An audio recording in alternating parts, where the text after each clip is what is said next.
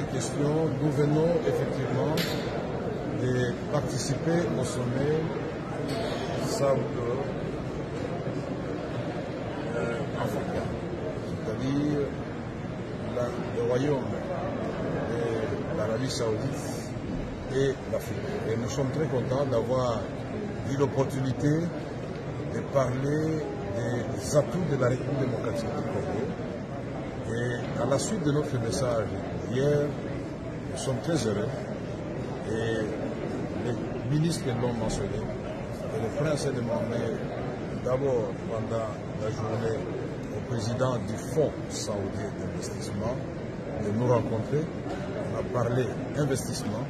Et maintenant, nous venons de terminer une réunion avec plus de 6 membres du gouvernement, à la tête desquels il y avait le ministre du Commerce. Ministre of Trade.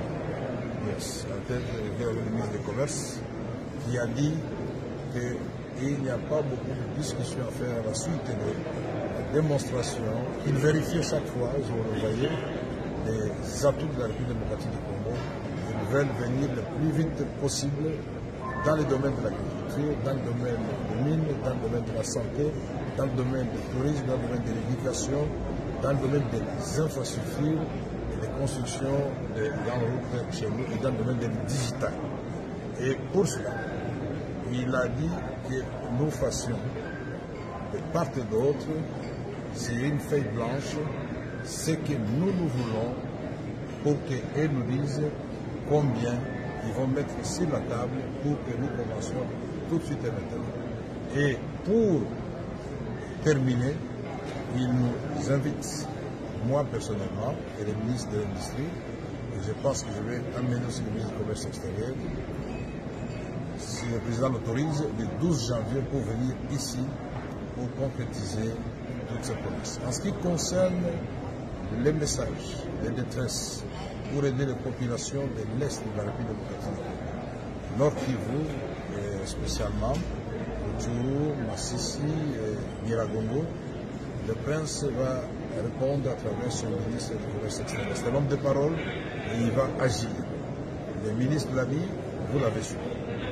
Et c'est ici l'occasion, encore une fois de plus, comme je l'avais dit hier, de demander, et je l'ai encore fait aujourd'hui, au prince héritier d'utiliser de son influence et de l'influence de tous les chefs d'État qui étaient présents à ce sommet pour demander au président de la République du Rwanda et au président de la République de l'Ouganda, Yoweri Museveni, de retirer leurs troupes de la République démocratique du Congo et de cesser d'aider les M23 parce que nous voulons la paix dans notre pays. Nous voulons l'intégrité territoriale de la République démocratique du Congo et recouvrir notre souveraineté et aussi la paix dans l'ensemble de la République. L'Afrique doit aimer l'Afrique. J'ai vu beaucoup de discussions autour d'une photo qui m'a été prise de dos. J'étais étonné par rapport au message et à la plaidoirie de notre pays pour la fin de la guerre. Me rappeler de mes frères et de mes sœurs de Kivu qui souffrent à ce moment et qui savent que je ne les ai jamais abandonnés. J'étais étonné que cela, pendant quelques minutes, heureusement, et puis créer la confusion quand les gens n'avaient pas encore suivi l'intégralité de mon message audiovisuel. Là, c'est la vidéo, elle est trompable. Et là, je viens encore de le répéter encore une fois. Je suis un homme civilisé. Je ne dois pas rappeler que j'avais démissionné de l'Assemblée nationale parce que les troupes rwandaises étaient entrées à la République. Donc, j'ai fait ce que j'ai dit.